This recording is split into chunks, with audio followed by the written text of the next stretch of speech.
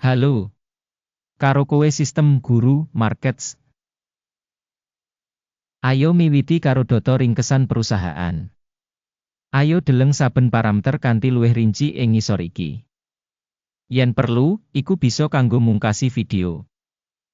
Sampeyan bisa nyinaoni saben indikator organisasi kanthi luwih cetha. Kita bakal bandingake indikator dasar utama perusahaan Uber Technologies, Inc. ticker UBR.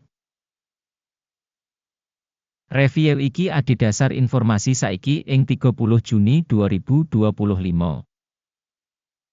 Déning klasifikasi guru markets perusahaan Uber Technologies, Inc. kalebu subkategori taksi, 11 organisasi melu ing comparison.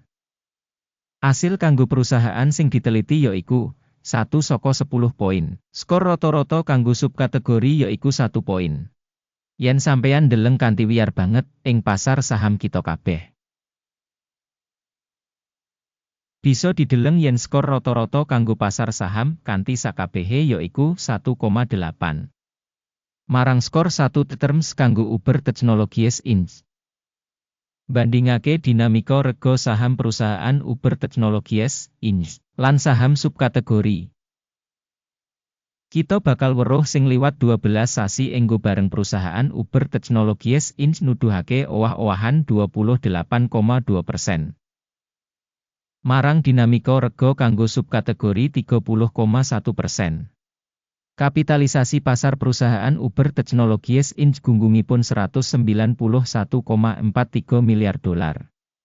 Lan kapitalisasi subkategori kasebut yaiku 228 miliar dolar. Regane buku perusahaan kira-kira 21 $97 sen miliar.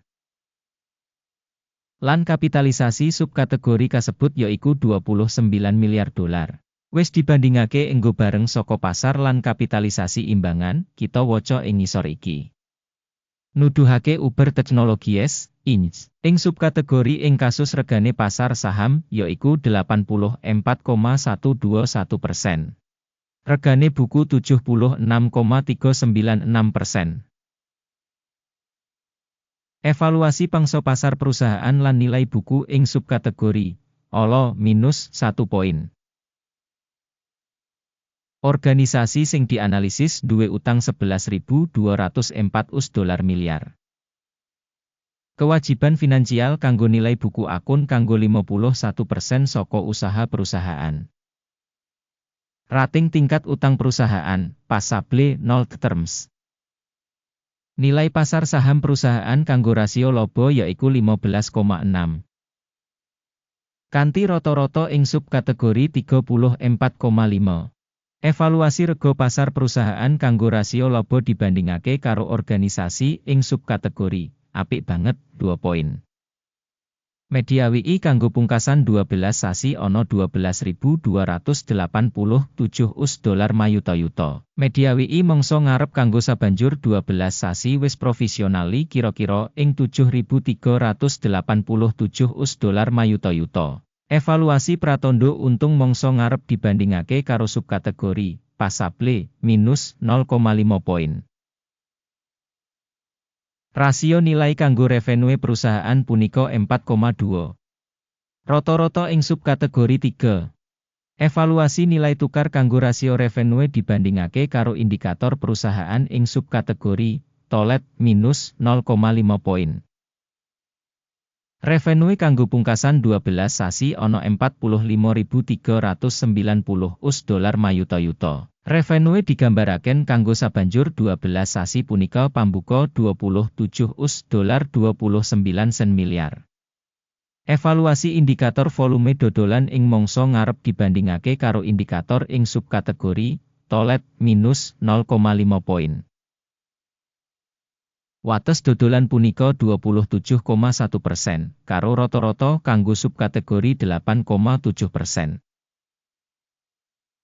Penilaian marginalitas dibandingake karo indikator perusahaan ing subkategori, apik 0,5 poin. Pangsa perusahaan miturut nomor karyawan ing subkategori punika 31,733%. Iki 165% kurang saka nuduhake kapitalisasi pasar. Jumlah ibu kutha, saben pegawai perusahaan punika $6.154.000. Dene kanggo subkategori yaiku $2.322.000. Taksiran jumlah ibu kutha pasar saben pegawai ing comparison karo pratandha ing subkategori Passable, 0 terms.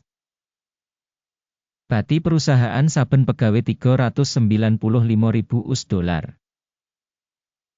Rata-rata kanggo subkategori punika $67.02.